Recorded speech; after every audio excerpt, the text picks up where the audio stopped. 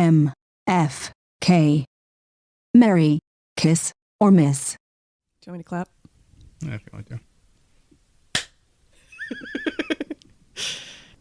Am I editing this or are you editing this? Audio cues. I don't know. See what happens. Because I don't need the clap. If you do, well, I don't need the clap ever. Although I did say I would kiss Riker. Hey, there's a good chance. I'm sorry. I think that is not even a thing that we have to worry about. At least not if you're talking to somebody from the Federation. Well, this is an interesting question. So are we like in the future?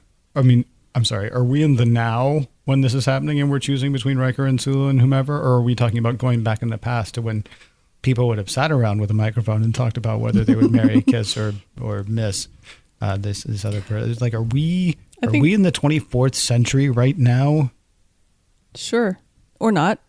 Well, no, that's kind of a difference, though, isn't it? Because if I thought about the clap thing, and it's like today or a few hundred years ago, I don't know. We've come unstuck in time. I think we have come unstuck in time. I think it's a Billy pilgrimage. That's for all the Vonnegut fans out there. Okay. Because I know there are none in here. Hello. Anyway. Where are we? Oh, so my list, right? Your list. Are we explaining to people again, by the way, what we're doing? It's probably worth at least telling, on the surface what we're doing. The game is called MFK. M stands for Mary, F stands for kiss, and K stands for miss. Yeah. Yeah. And if you know the game, you know why we're doing that, because we want the kids to be able to hear. You like themes. Yes, I do. I dig a theme. You dig a theme. I've gone with movie bad guys. Movie bad guys. Okay. Or movie villains. Okay. Or movie foils, maybe, because the foil isn't always necessarily bad. True. Although these people are bad. Okay. I think. Yeah. Nero from wow. I wish we were video. Gosh, I wish we were video because that was amazing. I love that you already hate this list. I'm guessing you already hate this list. Nero. Right. Soran. Right. From Generations. And Nero, by the way, from JJ Trek, from Star Trek, 2009. Yeah. Soran from Star Trek Generations. Right. Played by the incomparable. I mean, you can compare him to other people because we're all comparable, really. Played by Malcolm McDowell.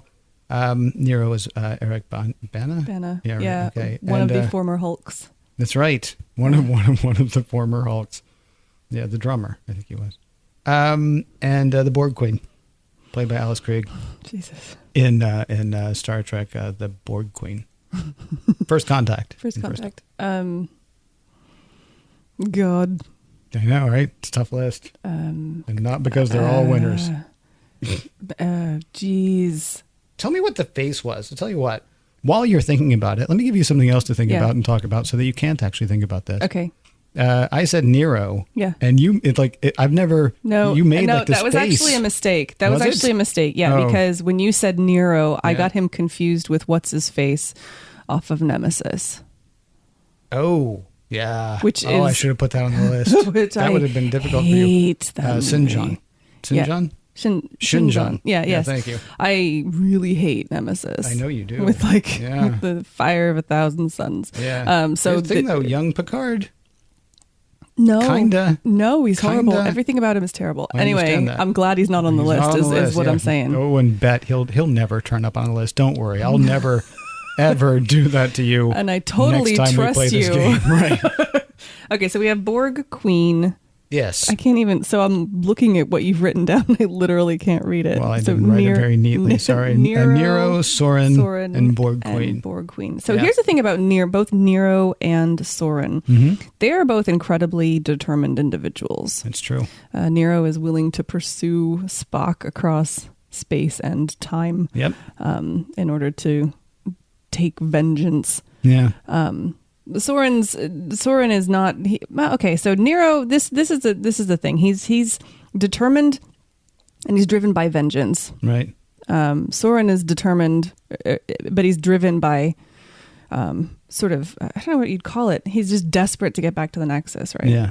Yeah. Soran's a junkie, if you think about it. Yeah, he's kind of a junkie. He doesn't care what happens. He doesn't care who he has to lie to. He needs his fix. But his fix will be eternal. Yeah. So, I mean, you can kind of forgive him for it. It's not like, it's going to be 30 seconds and, I still say it's wrong. Yes.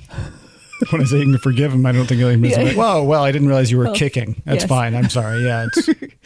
the Borg Queen I'm not sure that we've seen sort of her determination, but she definitely has sort of a maternal instinct, you could say, towards her Borg. Now, I want to be clear that I think that the character of the Borg Queen should never exist. Yeah. Okay. It should just never have been. No offense to Alice Krieg. No offense to Alice Krieg. Because she's great in that. She is. She's fantastic. That is that character that you wish they had never written. Exactly. Yeah. So I'm actually leaning towards marrying the Borg Queen. Because she is she's strong, she's sexy in her way. And like I said, she's got that sort of caretaking, bizarre, I mean, it's kind of twisted, right? But it's sort of that caretaking personality. She kind of takes care of Data. She's trying to help him. I mean, for her own gain, but she's kind of trying to look after him kind of in a weird way. And then of course she's got this, she's got her horde of Borg that she's like, it's like her family. Yes. So I'm gonna go for Mary the Borg Queen. That's really, you say it that way. Mm-hmm. All she really wants is more kids. Yeah. That's it. Yeah. She's fighting against the man who's trying to take her children away from her. Well, and keep her from having more children. Having more children. She's like, hands off my body, Federation. Exactly. So really. and also die. Yeah. And die while you're at it. And I'm gonna go for Miss Nero because I haven't got any time for that kind of negativity in my life. Okay. I mean, props to him for he's got a nice ship. Mm-hmm. But that was a euphemism, by the way. But I'm gonna have to give it a miss. And Soran, I'd have a fling with. Okay. Yeah. So interesting. I think with him it could get a bit weird. So. But there's no he's got the drive, but he's not quite like driven by anger and vengeance. So yeah. I'd have to go for that. So yeah. All right. Yeah, I'm actually having it was my list. Yeah. And I'm having a little bit of a problem. Okay. Yeah. Yeah, I'm having a lot of problem actually. I don't know. I think my list is actually probably the same as yours, but for different reasons. Okay. All right. Give Nero a miss. Okay. Because, all we know about him is anger. That's it. Yeah. You got to figure that Soran, first of all, Soran is an Elorian, right? Yeah. So, if you can get him to calm down, he actually should be a pretty decent listener. Yeah. Right? He should be a decent guy. I think probably, though, yeah, he'd be my fling. Soran would. Because again, the accent largely, yeah. And I know you're saying, well, wouldn't you want to listen to the accent the rest of your life? No, because I'm going to harken back to what you said about Riker, how you said you get to kiss that all day, yeah, or yeah. forever, yeah, right, yeah. The Borg Queen's got a Geiger thing going, yeah, that doesn't, or Giger, depends on who you ask, but she's got a biomech thing going that doesn't not do something for me. Plus, there's the whole hive mind, right? Like you were talking about again with, like I said with Riker, and you said with whatever the big red thing, the big red thing, yeah. She's assimilated a person or two. Yeah. Do you think the Borg have an active like? Well, they did when we first met them, because remember they were little Borg babies. Do you remember the little Borg babies? I do remember the little Borg babies. That was weird. Yeah, it was weird. It was also an interesting idea, though. Yeah. But it was weird. Yeah. I'm glad they sort of skipped that later. Like, no, everybody just gets assimilated. There are no Borg babies laying around. Here's my problem, though, is that, the actual coital act for a Borg would seem super, super inefficient. So I would argue that their idea of a successful liaison probably involves like machinery and test tubes. Oh God! Are you arguing against? I'm sorry, I'm a little confused now. Okay, but here's the thing. So then she'd cuddle. It'd be okay. It's true. It'd be fine. And she probably, I don't want to say the next thing I was thinking, so never mind. Yeah, look, we do know though that she can be a little bit. She can play to those urges. I would say the implication in First Contact was that she and Data may have,